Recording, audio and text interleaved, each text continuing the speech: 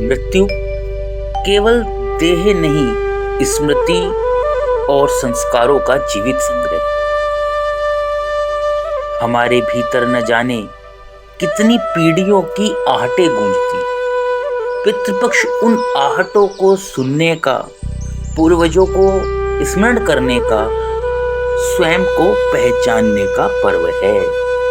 पर क्या यह केवल अंधविश्वास है या फिर इसके पीछे गहरी दार्शनिक दृष्टि और वैज्ञानिक आधार छिपा है?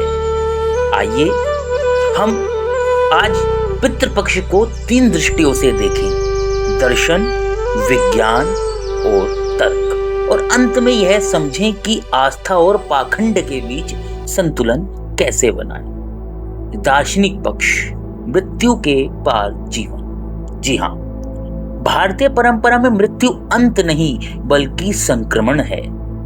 कठोपनिषद में यमराज नचिकेता से कहते हैं, न जायते म्रियते वा कदाचित् नायं भूत्वा भविता वा न भूयः। अर्थात आत्मा कभी जन्म नहीं लेती और कभी मरती नहीं। पितृपक्ष इसी सत्य का अनुभव कराता है कि मृत्यु केवल देह का अंत है, चेतना का नहीं। हमारे संस्कार, हमारे मूल्य, यहाँ तक कि हमारी भाषा और संस्कृति हमारे पितरों की धरोहर है। जब हम श्राद्ध करते हैं तो हम वास्तव में स्मृति का अर्घ्य देते हैं। यह मानते हैं कि हम अकेले नहीं हैं, हम अपने पूर्वजों के अधूरे सपनों, उनकी संघर्ष गाथाओं और उनकी विरासत का जीवंत विस्तार है। पितृपक्ष अहंकार को तोड़ता है।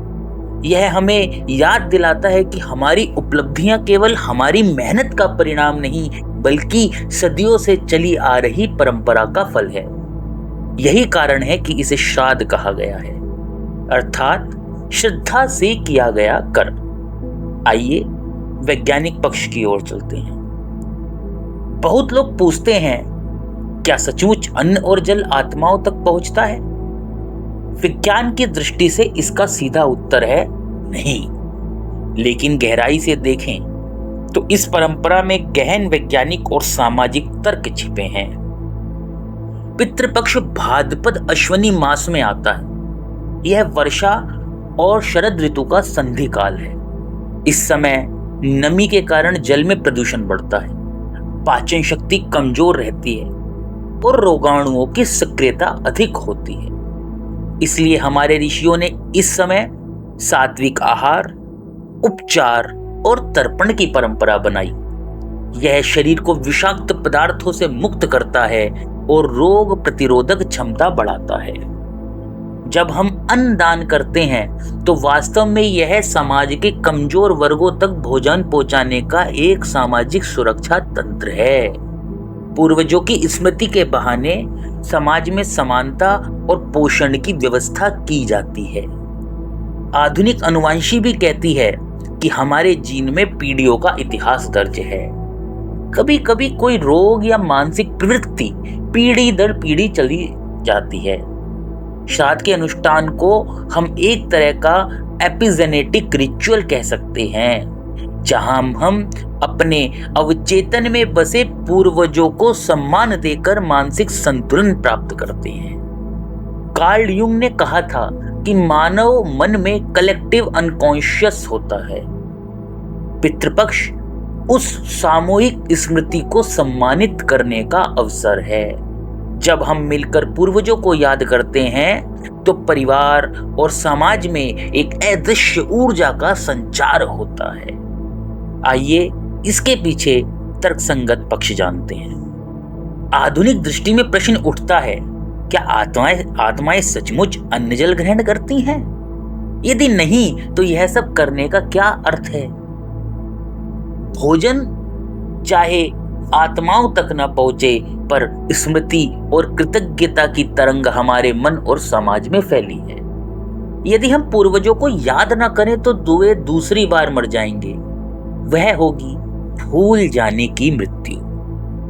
सामाजिक तर्क, श्राद्ध परिवार को जोड़ता है।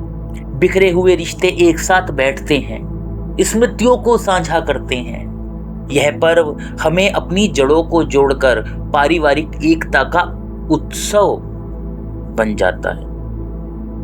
पूर्वजों का स्मरण हमें कर्तव्य बोध कराता है कि जैसे उन्होंने हमें विरासत सौंपी, वैसे ही हमें आने वाली पीढ़ियों को और बेहतर जीवन सौंपना है। परंतु आज की सबसे बड़ी चुनौती यही है कि पाखंड से कैसे बचें। श्राद्ध का अर्थ है श्रद्धा, लेकिन हमने इसे भय और दिखावे का पर्याय बना दिया है। लोग सोचते हैं कि यदि श्राद्ध ने किया तो पितृ श्राप देंगे। कोई इसे भोजन और खर्च की प्रतियोगिता बना देता है, तो कई लोग कर्मकांड करते हैं लेकिन पूर्वजों के मूल्य को भूल जाते हैं। तो असली श्राद्ध है क्या? जब हम अपने बुजुर्गों का सम्मान करें, वही तर्पण है। जब हम अनाथ, गरीब और भूखों को भोजन कराएं, वही पिंडदान है। जब हम परिवार में मेल जोल और प्रेम बढ़ाएं, वही पितरों की प्रसन्नता है। और जब हम अपने जीवन में नैतिकता और संयम अपनाएं, वही पूर्वजों का सच्चा आशीर्वाद है। इसलिए पितृपक्ष में सबसे जरूरी पाखंड नहीं, आचरण है। पितृपक्ष हमें यह सिखाता है कि जीवन और मृत्यु एक चक्र है। हमारे भीतर पूर्वज जीवित हैं। तर्क स्मृति ही अमरता है। आस्था तभी शुद्ध है जब उसमें पाखंड ना हो। इसलिए जब आप पितृपक्ष मनाएं तो केवल अन्न और जल का अर्पण ना करें। सच्चा अर्पण यह है कि आप अपने जीवन में ऐसे कर्म करें जिन्हें देखकर आपके पूर्वज गर्व से कहें, यह हमारा उत्तराधिकारी नहीं बल्कि हमारी चेतना का उज्जवल विस्तार है। पितृपक्ष मृत्यु का पर्व नहीं, स्मृति और अमरता का उत्सव है। याद रखिए, पूर्वजों को अन्न की नहीं, आपके आचरण की भूख है।